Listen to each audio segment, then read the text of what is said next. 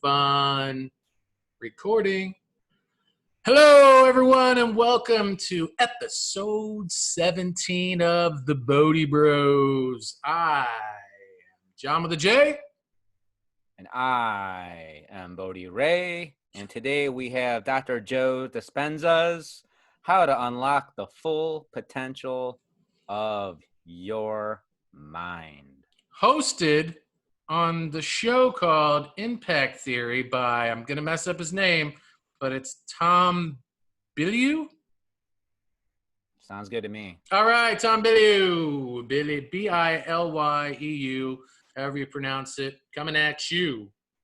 He has a show. This particular video, interview, if you will, had 5,303,000 plus views. So Million.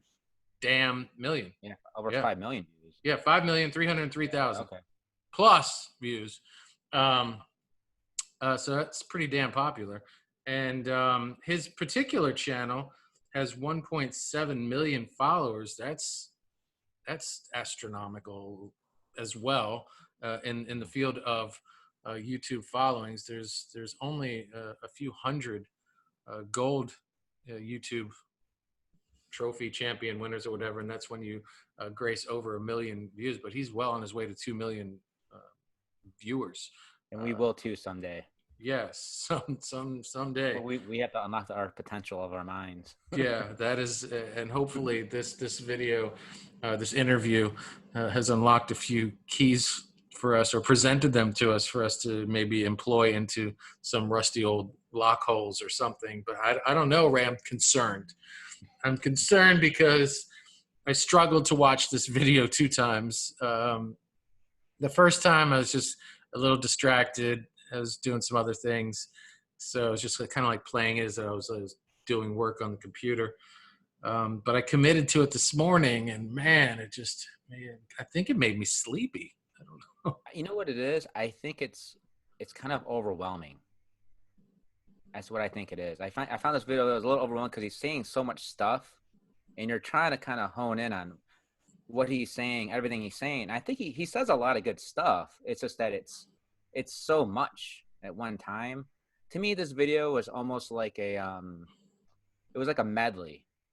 It was almost like he was putting on a display. It's like someone here, oh, you play guitar? Here, show me what you got. And the dude just like shredded. And it's like, whoa, like, okay. You know, he did like a lot. You know, he put a lot of information out in a short amount of time, which was good. It's just that sometimes it takes a little bit of time, I think, to digest everything that he's saying. But I thought he explained it. I think he explained everything pretty well. There's things that, there's things I liked, and I liked pretty much most of what he said. Yeah. The thing is, I think most of what he said isn't anything that I haven't really heard before.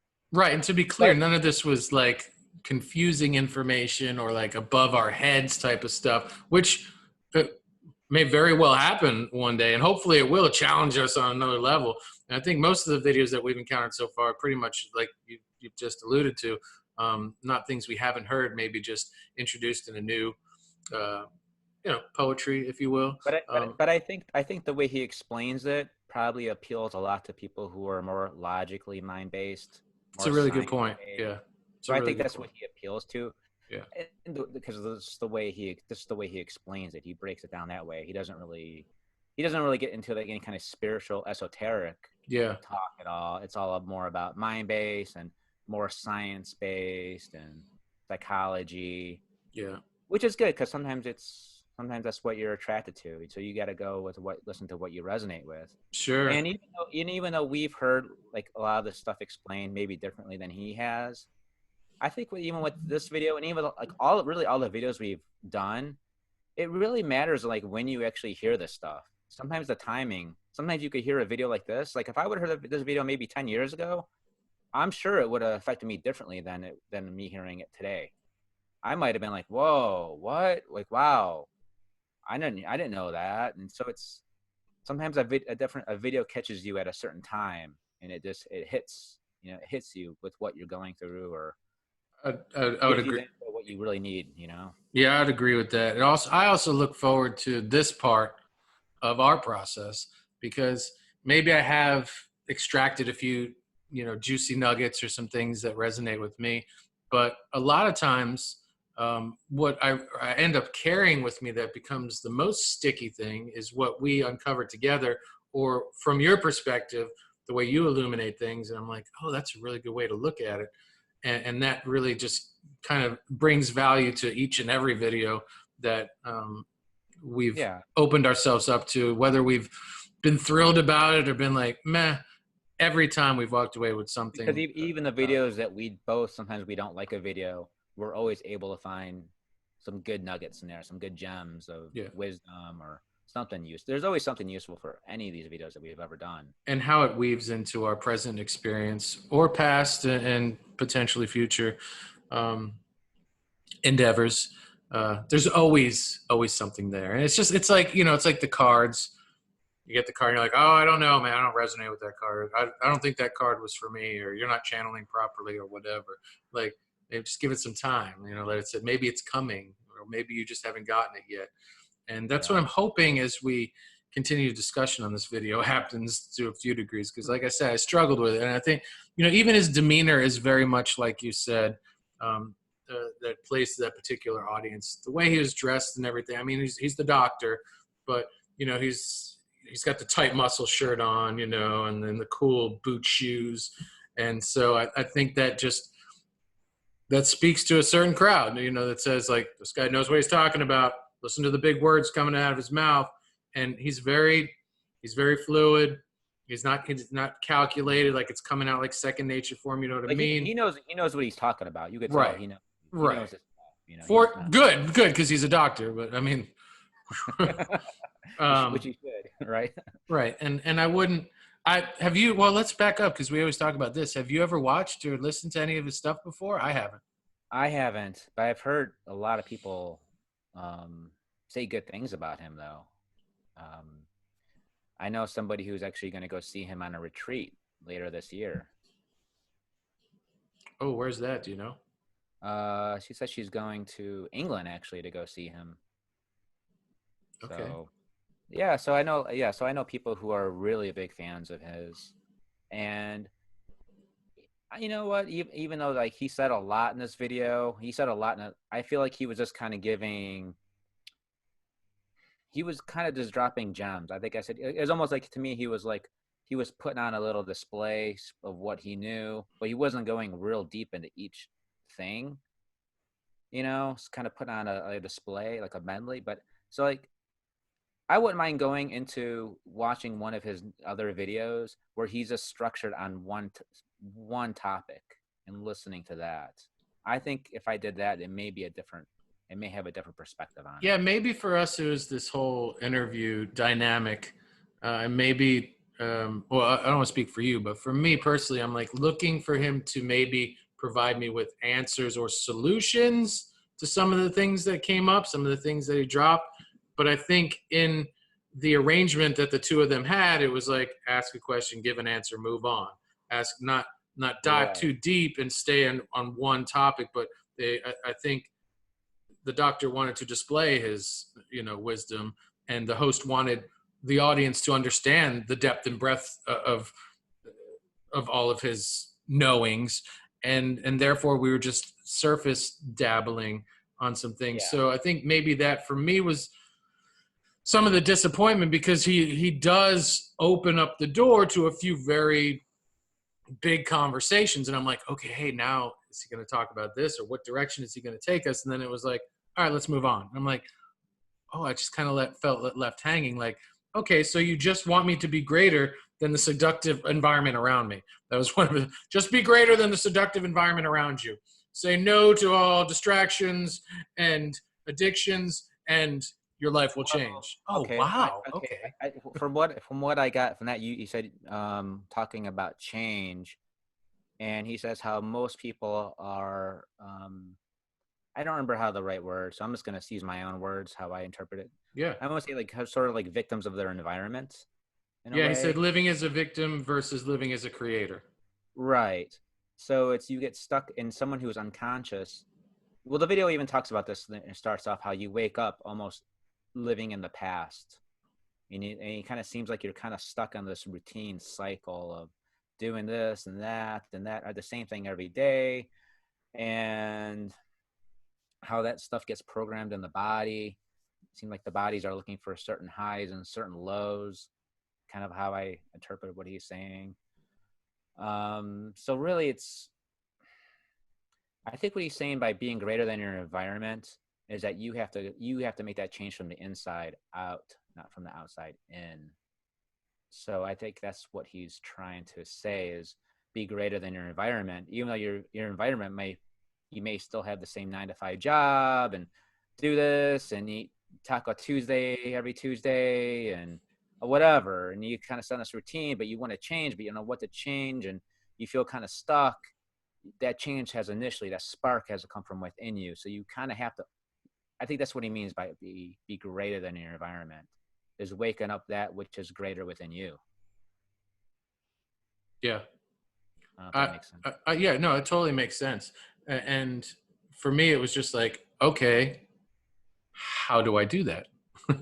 You know, how does, maybe just a few tips on how one that has suffered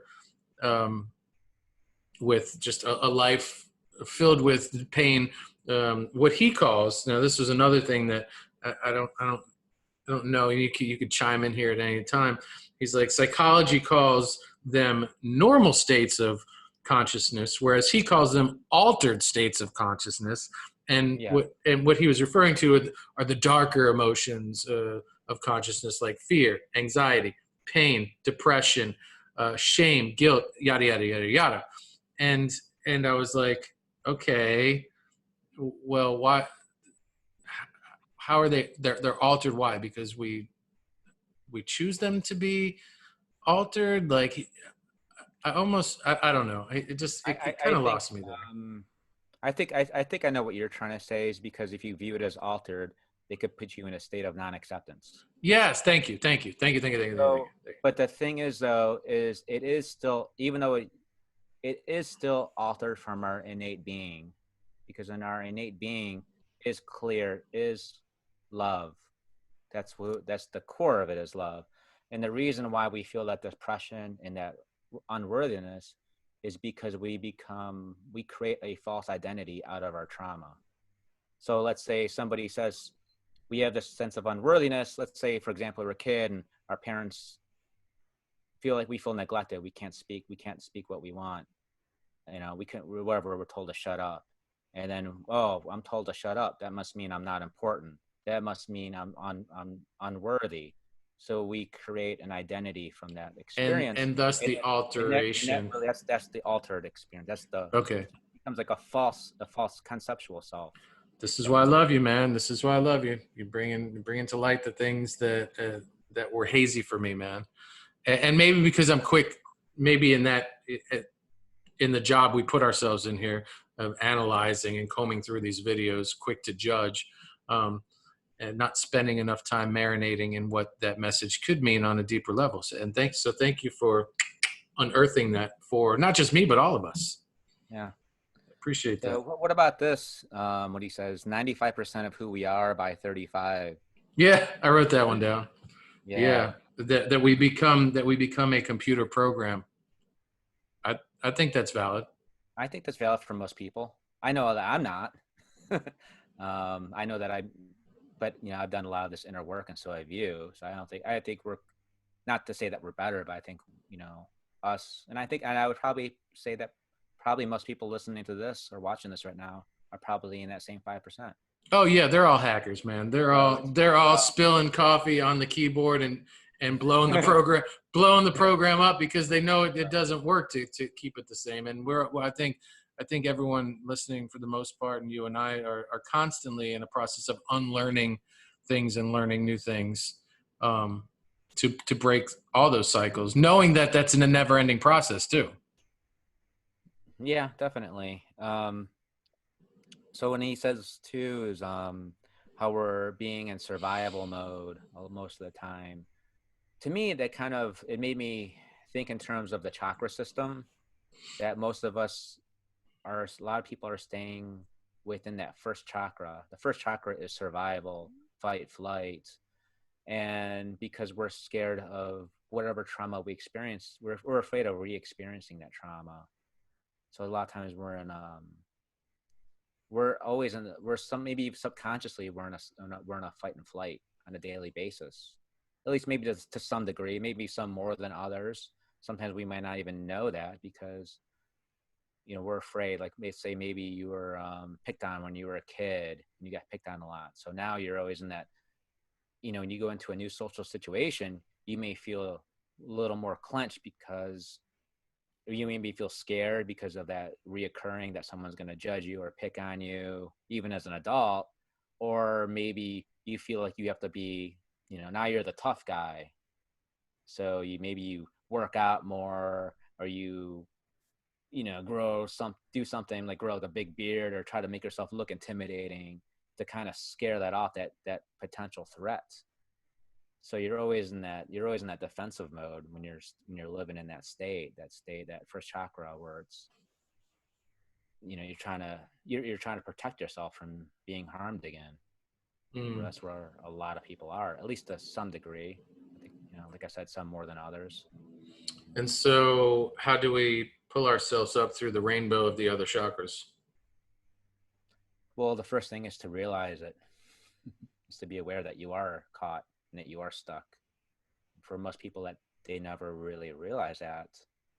They're just trying to find a way to maybe perfect their fight or flight states, maybe improve their fight or flight state, instead of seeing that there really is no threat, and that the threat is really an imaginary threat. It's a threat from the past.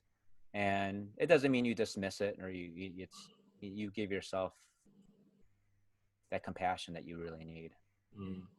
So, shadow work, meditation, turning towards the heart, and then being mindful of when you are in those kind of situations, and maybe noticing, hey, I feel myself tensing up. Why am I tensing up? Oh, okay. Why you are tensing up. Okay. And you look at your situation, you look at the present moment, you come back to the present moment, and you realize there really is no threat. It's just that you're scared from something from your past, and your ego is trying to protect you from reliving that experience. Very good, very good. I will say that I do agree with the sprinkling that he did, the seed planting, if you will, of the power and the ultimate solution, which I pretty much at the end, I feel like he said, is the panacea or the cure-all for everything, and that's to meditate. I mean, he didn't say that in so many words, but that was the feeling that guy's like, okay, so I gave you all these thoughts and all these things about, be greater than the seductive environment around you. Why wait? Change in a state of pain and suffering, or change in a state of joy and inspiration. Just change. Just do it. Just do it. Just do it. Just, guys, it's easy. Just rewire. Do all your trauma. Cool, it happened. Yeah. Be in the present. Be mindful. Oh, what can you do to take the steps toward all that? Meditate. I mean, this wasn't his, his delivery, but that was the message that I was getting. When he was, like you said, threw a lot of stuff out there. The interview was condensed and a lot of things in a short period of time. But ultimately, I asked you, how can we start to light up the other colors in the alignment wheel there? And I would agree. I think that's one of the greatest gifts that we can ever give ourselves, and that's meditation. All types of meditation. Don't limit yourself. Of course, ultimately, sitting in absolute silence with no devices, no distractions, no music or anything. But if initially you need music, or you need to walk, or you need sound bowls or crystals or whatever, dude, have a party. Do it all just to get yourself unplugged from other things. Yeah, Get a little uncomfortable. Like you said, disconnect from your environment. Yeah, and get a little uncomfortable. Another thing I agree with as far as expansion is concerned, self-awareness and giving yourself a richer life, is you got to get a little uncomfortable here and there. And meditate. Dude, meditate. He said that they did this really profound study where they had people doing it for 5 out of 7 days a week for 60 days, and they did all these measurements on their DNA and this and that. And I don't need to see the results. I believe it because I've seen it in other people. I've seen it in myself. I don't take enough time to meditate. So here is the morsel of ooey gooey goodness for me this week. This was my gentle reminder to get back to shutting the TV off, to taking the earbuds out, and to just sit. I've made the excuse like, oh, I can't go to the coffee shop. I can't go to the bookstore. I can't go to the place I used to hang out and connect with community and be the guy that I am. I'm going to turn the TV on. I'm going to self-soothe with movies or Netflix, or I'm going to train myself by watching stand-up comedy because I'm questing to be this comedian of sorts. But I think the most powerful thing I could do right now is disconnect from all that and really just connect with me again. And not that I can't do all those other things, but maybe not as heavily as I've been leaning upon those devices, and get back to do the uncomfortable thing, and that's sit in the silence and connect and go. And for me, it's actually not that uncomfortable. Man, I don't know about you, man, but when I meditate, it's like watching one of the greatest movies ever created sometimes. Yeah, I go through phases where I meditate more than others. Other times, I know that I think I told you before, I did that Jack Kornfield retreat, and that was a silent retreat. No talking for 3 days, and all we did was meditate.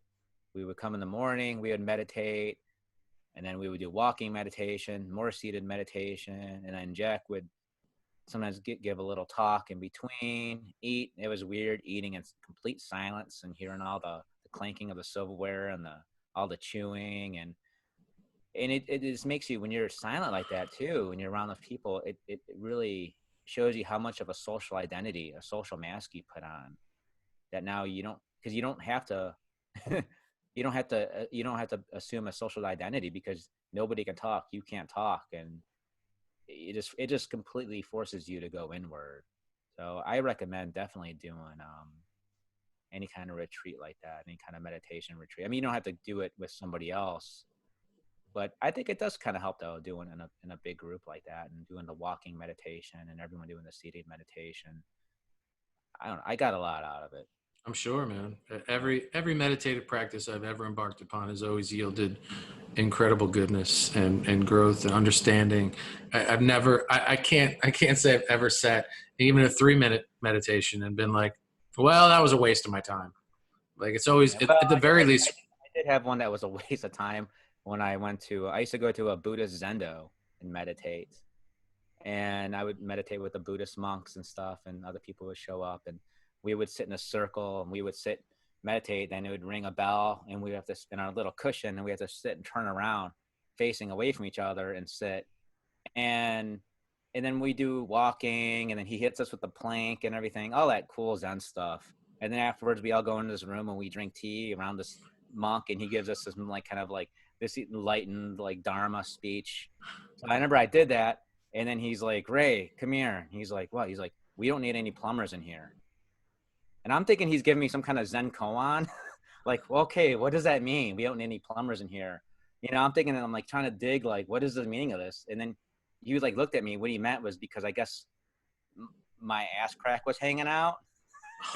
Literally. Sitting on and I was like, seriously? Like, and I'm thinking, like, what kind of a monk is this guy? Like, like my butt crack bothered you that bad? Like, it took you out of your meditation? Like, are you supposed to be some kind of Zen master who, like, yeah, step down completely naked, and that shouldn't faze you, right? Like, and I was just like, really? So I took that as a meaning that my ass doesn't belong there. Yeah, no shit. Meaning, and I never returned.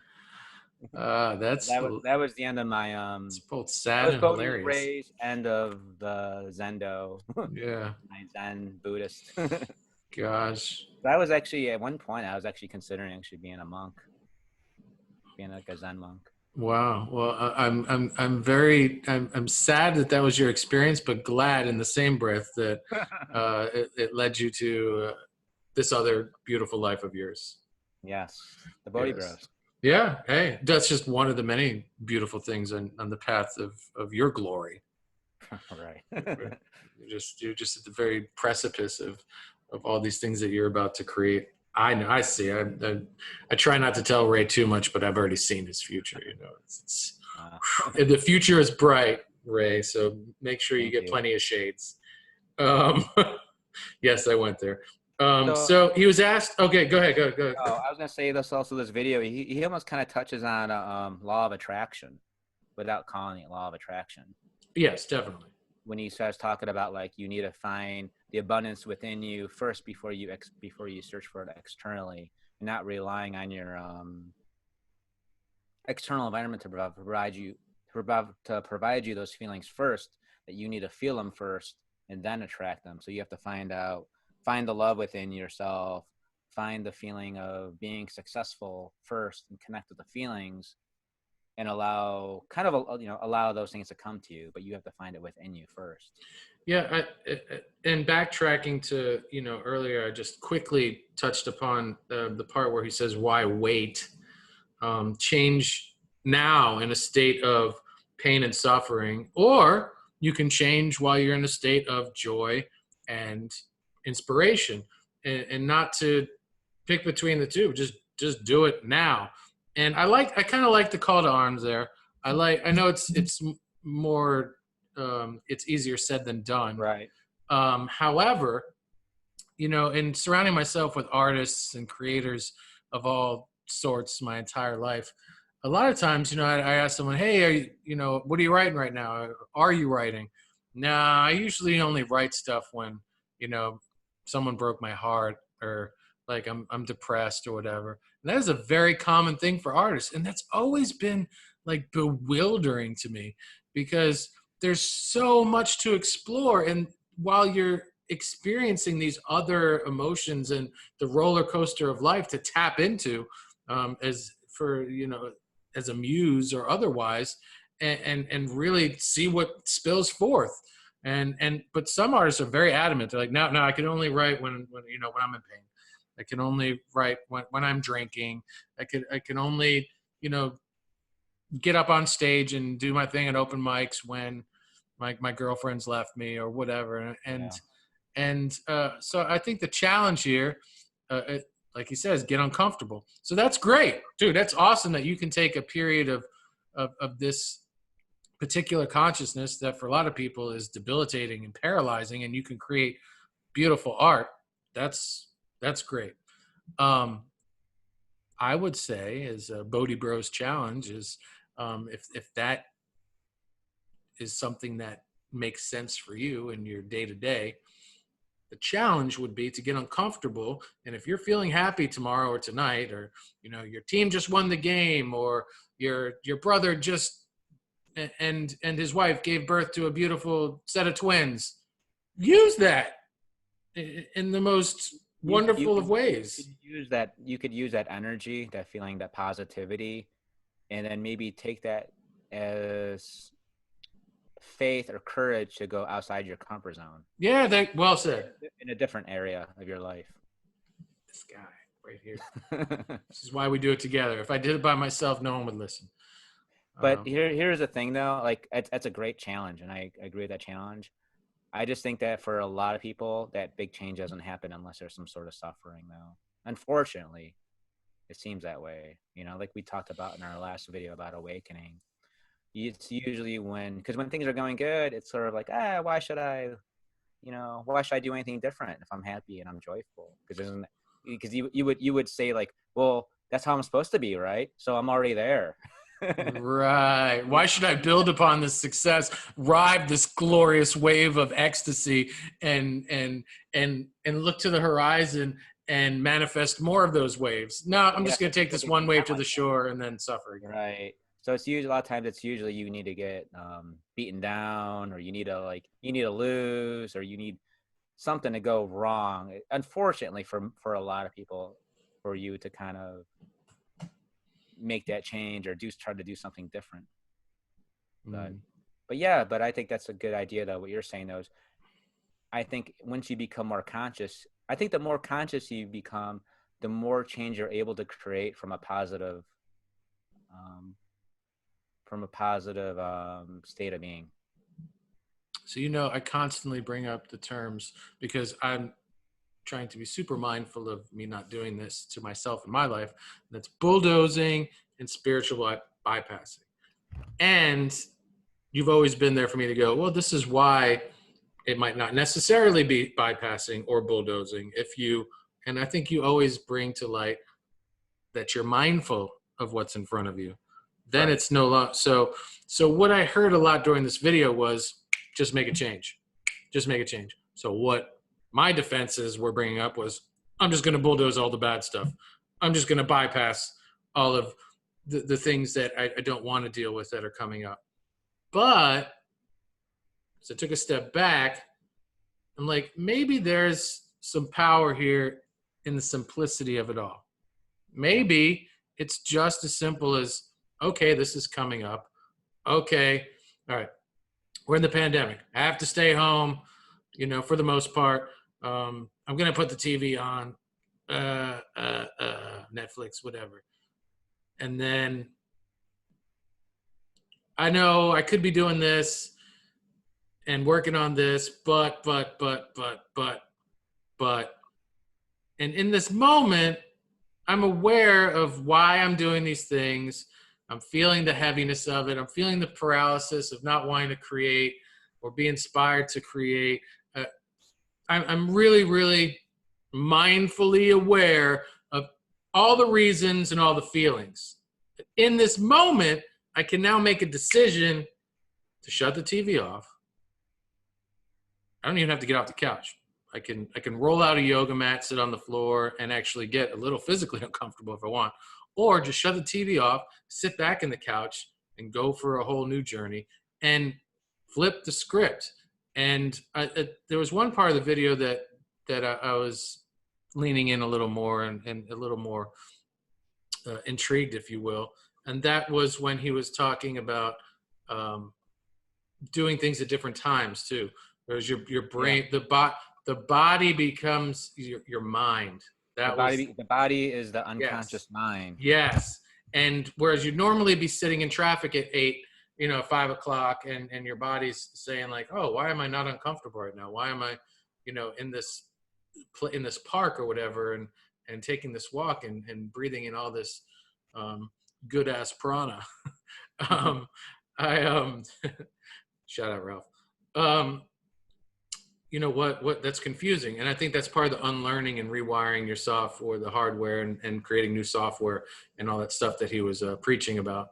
And I kind of dug that because, dude, it's that definition of insanity, right? Doing the same thing over and over again, expecting different results. And for the last few weeks, I know personally, I've been feeling like I've been hitting a little bit of a creative rut. And, today as I'm watching the video, I'm like, all right, I got to do the podcast. I gotta get right. I'm like, oh shit, dude, I'm doing the same things over and over again. And I'm watching Sports Center, preparing for my fantasy football league. And I'm like, shut the TV off. Or it doesn't have to be your whole life upheaval, right? And I'm going to change it. It could be one little thing. Maybe the challenge is to do one thing differently each day. Just little stuff. Baby steps. You could be taking like a different route to work than you normally do, or something, or baby steps. Eating at a different time. And then, like you said about the body, I mean, I think we all experience that. Like what you said, you're doing a detox right now. Yes. I started a diet, and you know how it is when you first start a diet or something new. You go through some discomfort because your body's you're changing something. You're doing something different. You're used to eating maybe a big dinner. Now you're eating maybe a salad or something small or a shake or whatever. So, and that's definitely the body reacts to that. It's sort of, so the body does kind of tries to influence you in certain ways, so it's. Yeah, it's a very emotional process. Anything that we do differently with, like you said, you're trying out a different consumption style for the next how long? 30 days. 30 days. And that's if you're mindful of every day in every way, like I even think, you said today you're feeling a little tired or whatever, but that's part of the whole experience, right? Yeah, that's the discomfort from the body because the body hasn't adapted to it yet. Right. And there's a wealth of knowledge in that transition too. And there's a reason why you made that decision to do, or reasons why. And when you connect all the dots, that's when the magic happens. The process that my partner and I go through once every few months is a gallbladder and liver flush. I'll put the link below. It's quite wonderful. It's by Andreas Moritz. It's an incredible book. If you don't do the flush, the book alone is worth the price of admission. A lot of valuable information there. It's a week-long thingamajigger and thingamabobber, thingama whatever, and it's always very moving and physically and literal ways, and also emotionally. Again, if you take the time and are mindful and connect the dots. And dude, I shit hundreds of stones, man. And like the theory of the book is better out than in. And that's for sure, man. That's some heavy energetic stuff that we hold on to. And if we can find ways to cleanse that and move it out or whatever, we can, that too can help us emotionally do the same things with obstacles and stuff.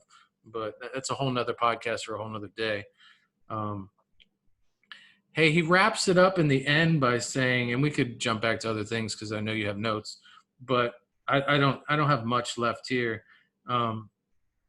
He was asked what he wants his impact of the world to be, and he said something along the lines of he wants peace, wholeness, connection, with an emphasis on the starting of it all happening with people working on themselves. And this has been echoed in past podcasts of ours that, dude, that's the key, man. That's the key in the rusty lock that we talked about at the beginning of this show, man. Like it's just, that's it, man. There's so. It just brings me back to that Rumi quote. He says, yesterday I was foolish and I wanted to change the world. Today I'm wise and I am changing myself. I mean, that wisdom has been throughout the ages. That's such a recurring theme, Ray. Why can't we get it? Because it's easier. It's easier to project that onto other people and the rest of society that our external environment needs to change and we don't need to change. Yeah. Because change is actually the real change is real transformation is it's tough. It's not always easy. We don't really want to. Sometimes we say we want to do it. Yeah. And we'll say, oh yeah, I want to transform. And then do we really want that? Do we really want to awaken? Do we really want enlightenment? Most people don't. No, the TV's really easy, man. I mean, I'm telling you, I'm coming from a place of falling back into that comfort, man. I'm like, beep. I'm like, take me away, man. And like I told you, man, I've made all the excuses why it's okay right now, or just in general. I'm like, it's good. I'm studying, or it's good. It's really, it's not. It's okay for maybe a half an hour at a time, but not for hours, man. And yeah. And there's so much time in a day. If you work full time, 2-3 jobs, whatever, it's much more difficult. I get that. But there's always a time and a place and a space to invest in ourselves, man. And I don't know. I think we're going to say this in one way or another on every show, Ray. And maybe that's part of our calling, our purpose, and our passion is just to gently remind people to just baby steps, just little things to work on yourself every day will make all the change in the world that you want to see. It's so powerful. You gotta want it. You got to want it. And it's just like working out, starting a workout routine. You can sit there on the couch. You're like, yeah, I'm going to start working out next week, tomorrow, whatever. And you should do it. Getting started is always the hardest part. So hard. But the thing with spirituality, the thing with this is improving.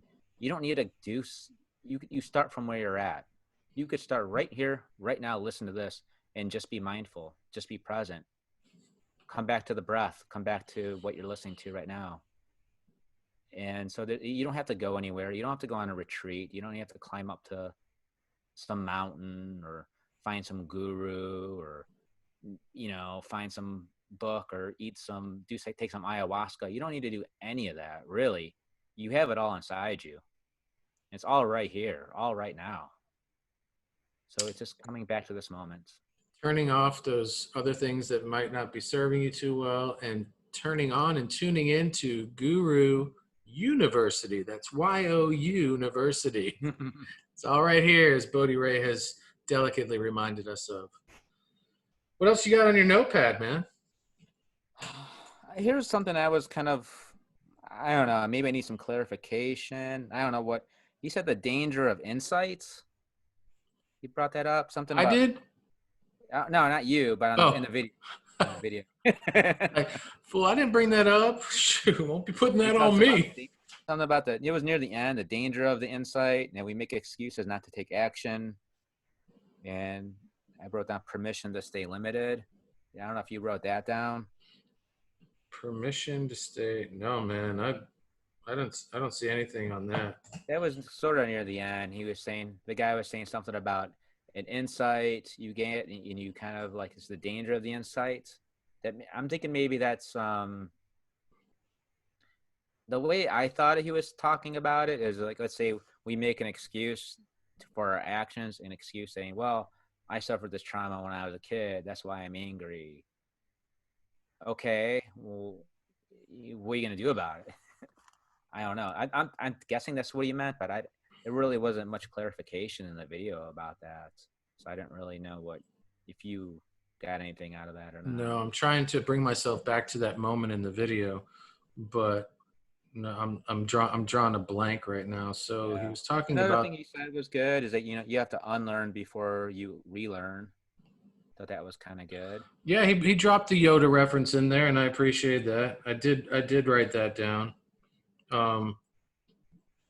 And that was making me think about, like, what you always say is, like, a lot of these videos all have a lot of the same messages that we've heard before, and it's just a matter of timing and when they find their ways back into our path to, just kind of wave at us and say, hey, don't forget about me. Yeah, it's kind of a Do or do pure, not. There is no try.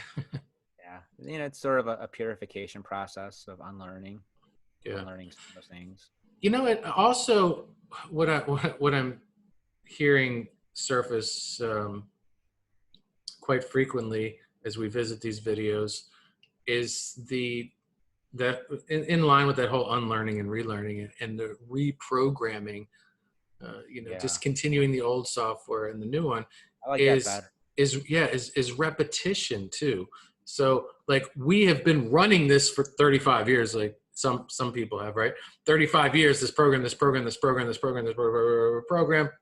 right? Running it. And now a lot of times, we'll say something, we'll do something for a day or a week or a few weeks or whatever, and then it's not working, and go back to this one. But shit, dude, like, give yourself a little bit of a break and maybe a breath of understanding that this is a lot of momentum and this is a lot of comfort right here. So if you do this for a few days or a few weeks and you're not getting that type of spinning going on yet, it's probably because you need to not necessarily do it for another 35 years, but this is still unwinding on this side over here or slowing down.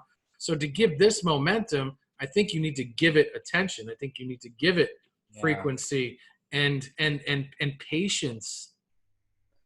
Definitely patience. Yeah, because I think he even says something about that, where you direct your energy. If you direct your energy into change, into doing something different and expansion and breaking out of your comfort zone, it's going to feel uncomfortable. It's going to feel uncomfortable at first, but ultimately it's going to be liberating. But you can't let that initial fear stop you from going forward, because you're going to feel that fear when you're trying to create something, or you're trying to, like I said, go out of your comfort zone. You're always going to have that fear. That fear is always going to pop up.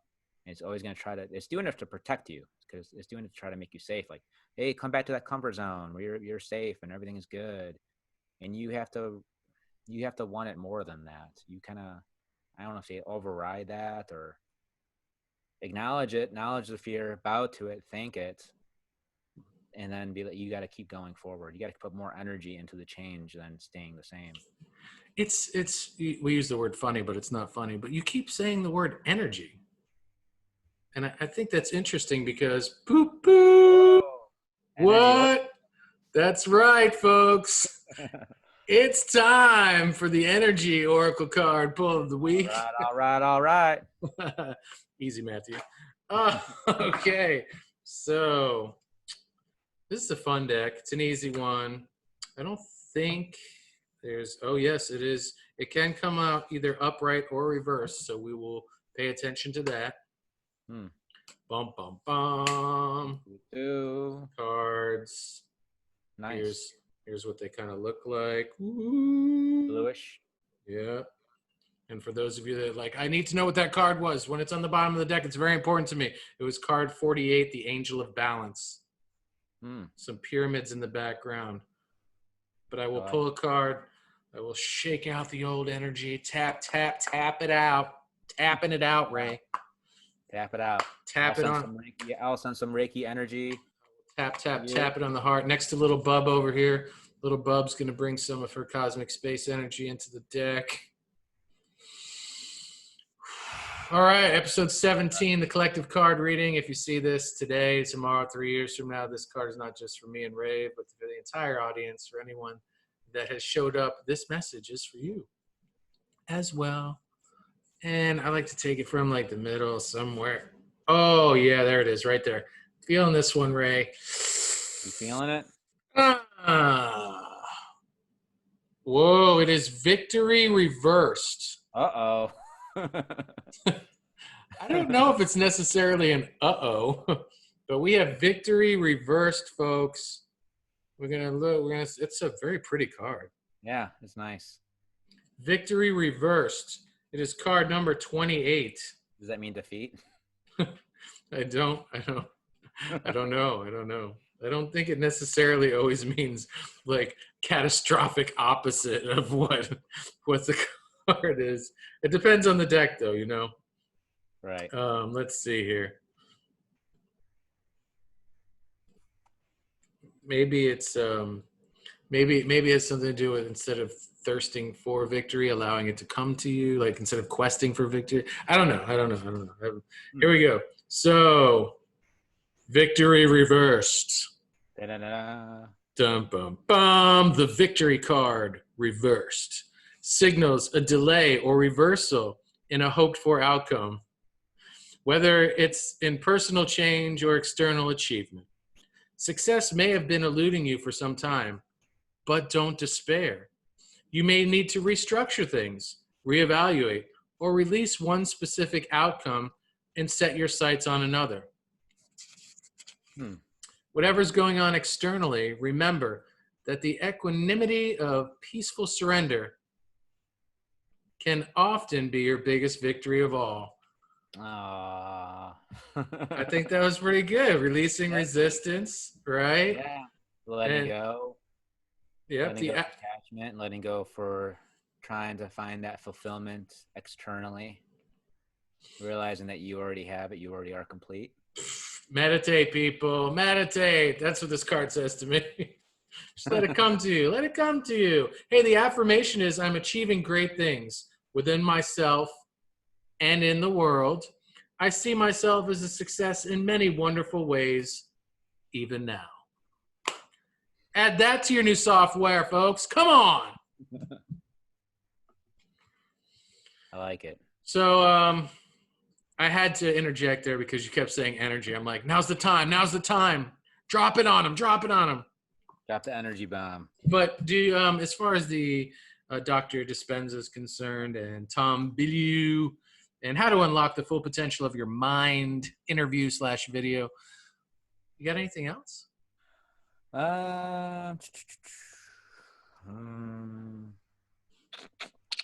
Well, he said something about how we get caught in that. He says that refractory period, about why it's so hard to get past trauma, and kind of made me think that, like, you know, we have to do the healing process, not wait for healing. Because he said, you know, he said how you described like mood, you know, something that happened to you, because I'm in a bad mood because something happened to me like hours or days ago, and then if you don't like heal it, then it becomes your temper, your temperament, once it moves into like weeks and months, and then it becomes a personality trait. And I've seen that. I've seen that in people. I've seen that. I know somebody went through like a really bad heartbreak years ago. I guess it had to be about probably like 20 years ago, and the guy still isn't really it hasn't really healed from it.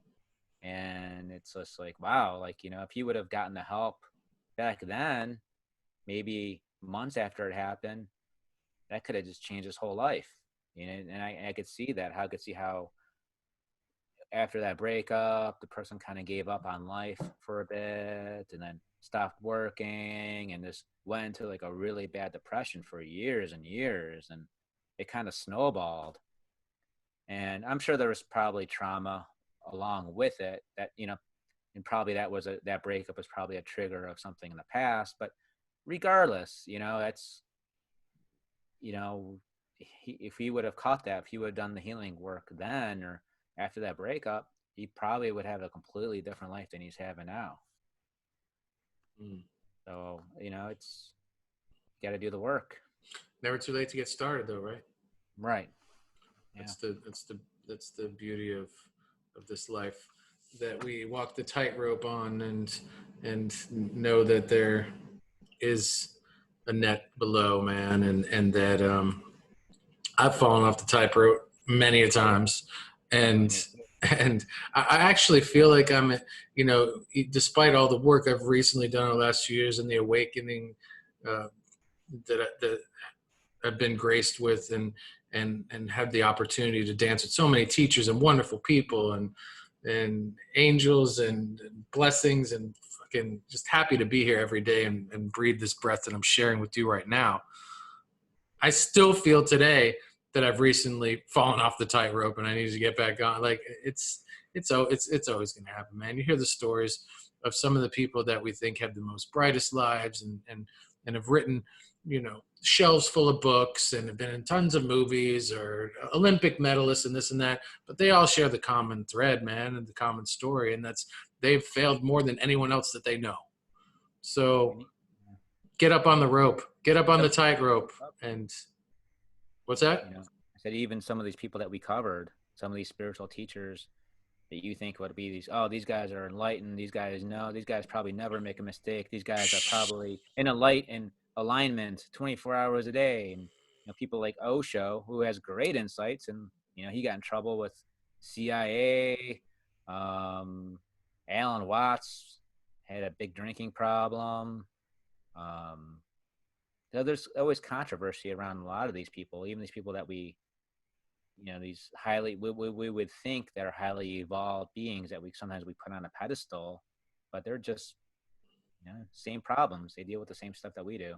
That bottom card was the angel of balance. So folks, get up on those tight ropes and let's walk across some crazy places and get uncomfortable, knowing that those wings will always be there to scoop you up in one way or another and cradle you and nurture you to the next stage of your adventure. It's, again, easier said than done. Coming from a place of experience, just know that card at the bottom of the deck will show up in the most wonderful and magical of ways for you, in the most unexpected places and faces, for sure. We just got to have the courage to get back on that rope and know that we're going to fall, but it's going to be fun in the process, and we're going to have some victories, and we're definitely going to have some challenges. But in the big picture of it, you can't fail. Yeah, that's really wonderfully said, Ray, man. Like that's really true. And who is the judge anyway, man? Right. Like, and hopefully the list of your failures is long, because that means you're living a long and healthy life. That means you have the opportunity to fail and to succeed, and to understand what both are, and have the chance. Yeah, man, have the rush and of both of those worlds and everything in between. He talked about the, like 70%, we live in the stress life or whatever, 70% or something like that. There was some number or percentage he threw out there, and how that manifests if we get stuck in that perpetual nature of playing that same program of stress over and over again, the body has no, I mean, this is like scientifically shown over the course of, and I don't talk about scientifically proven anything typically, but this I know from personal experience, that if you stay in that stress mode, dude, your body is going to blow up. And the most, you want to talk about getting uncomfortable? This is forced uncomfortability. And then you really learn your lessons, and you learn them in very, very, like you said, right, suffering and in painful ways. And for some of us, that's what we have to go through. And me physically, I had to, through the pain of gout and being in a wheelchair years and years ago, not able to put on my own shoes or socks or wipe my own ass. Like, seriously, like, it was that debilitating, and so much pain with every heartbeat. It was pain, pain, pain, pain, pain. And when you sleep at night, you don't sleep at night, because all the pain does is slow down with your heartbeat, and it's pain, pain, pain. So your world is pain until you do something about it. And sometimes you just surrender and you say, this is my life. I'm going to be in pain, because some doctors tell you that, or they're like, well, this is a chronic thing. You're going to have it forever. Don't buy into all that BS. There are things you can do to take your life back, people. And there are other places to invest your belief or attention in, and you can recraft and recreate a whole new experience in life for you. I'm not in a wheelchair anymore, and I haven't had a gout attack in almost a year now. So I've learned. And this was something that was supposed to be chronically in me constantly. It's never going to go away, and I'm always going to be in pain. No, that's not, we didn't come here to be in constant pain our entire life. So anyway, Very just well said. my soapbox for a moment. That's good. Meditate. And you know what? I wish I would have discovered meditation sooner, because it would have expedited my journey, but I wasn't ready for it. And you and I have talked about this on other episodes, or personally offline. But yeah, one of the doctors that I had seen had said that he wouldn't see me until I read this article. It was an article on meditation. Dude, I was just in crisis. I'm like, just tell me what to do. Give me something. Tell me what to do to get out of this. And he was trying to give me the greatest gift ever, Ray. Like, read this article in Time Magazine on meditation. I'm like, blah, blah, blah. I'm not listening. I fake read it. He sent me back to read it the second time. I read it, kind of, but I didn't absorb it. And so if you're listening now, I am no doctor. Bodhi Ray is no doctor. But Dr. Joe Dispenza is a doctor. And he suggests, quite wonderfully in my opinion, consider meditation as a step in unlearning, relearning, unwiring, rewiring. Oh, I can resist that. Yeah, that was kind of good how he talks about how the body doesn't know the difference between the experience you're having or your thoughts about the experience. So that's really good, because I think all of us have gone through traumatic experiences sometimes where we keep replaying the situation in our head over and over again, stressing ourselves out. We've all been there, and we've all been like, you realize, hey, this experience isn't happening no more. It's in the past, but it keeps coming up, and we try to, sometimes it takes a lot to try to, get back in the present moment. And, sometimes we have to do deeper work than that, go more inward and see why it keeps coming up. But definitely.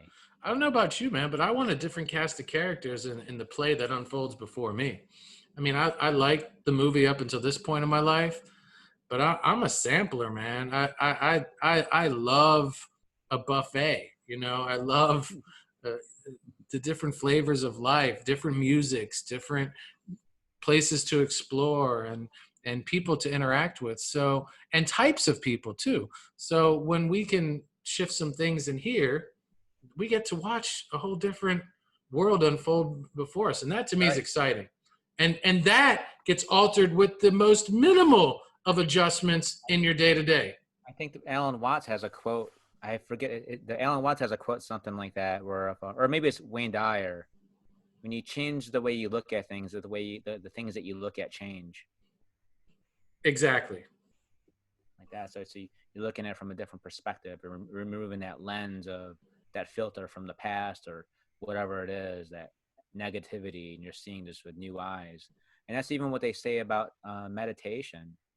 They say with meditation, you acquire a beginner's mind. That when you look at something, maybe you look at your couch, you see your couch every day, but when you meditate, you clear that stuff up. You're looking at it again from a fresh perspective. Maybe you notice more things. You're like, wow, I never.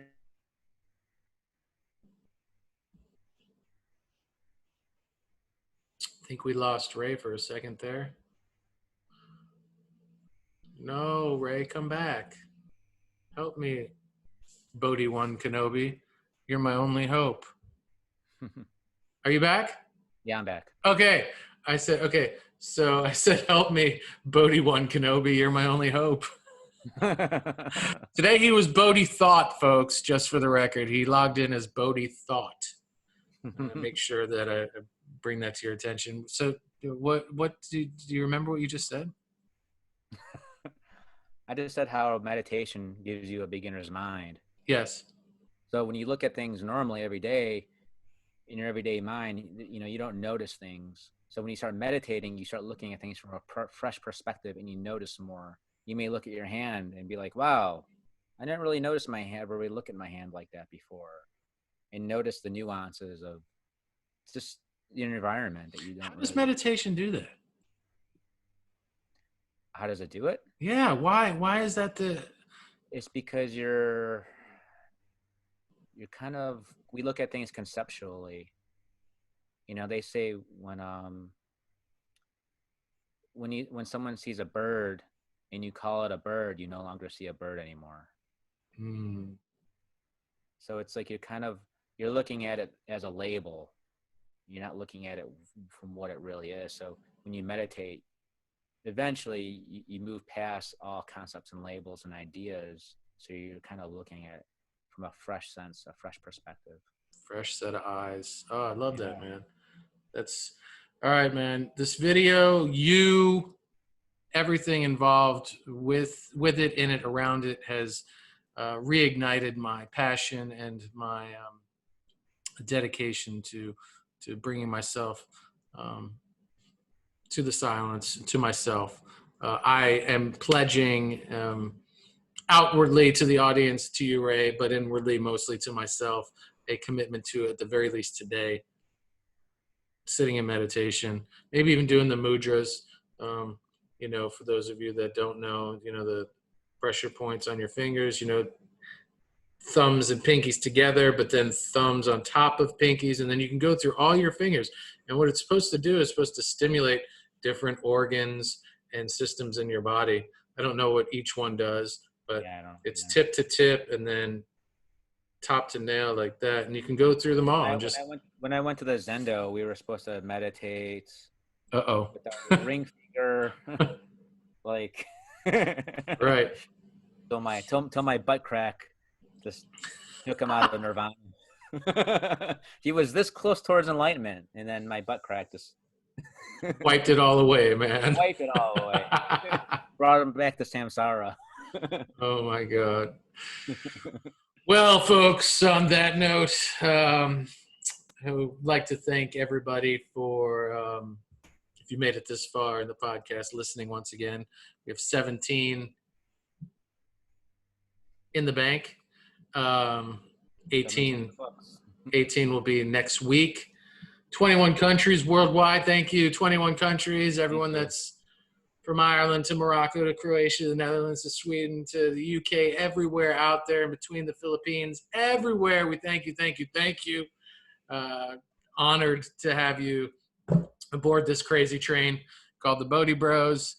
We look forward to hosting events in your countries and here in the United States eventually, when things make sense for us to do that. We're going to have some fun. We're all going to meet each other, connect, and get silly and find peace and all the things in between. And meditate. Yes, we're definitely going to meditate because that's easy. That doesn't cost a lot either. Perfect for our shoestring budget. And YouTube, subscribe, tell your friends, share videos, like videos, comment on videos. all actions, all efforts, all engagement really helps. A brand in its infancy, like the Bodhi Bros, to get exposure. Otherwise, no one sees us, no one cares, and then we fizzle away into the inevitable fizzyless future. I don't know. So yeah, please help, engage, share, like, whatever. Yes. Let us know who we should cover. Yes, we need that. Tell us who to cover next. And that's all I got, right? You got anything else? All I got. All right. Well, until next time, I am John with a J. I am Bodhi Ray, signing off. And we are out.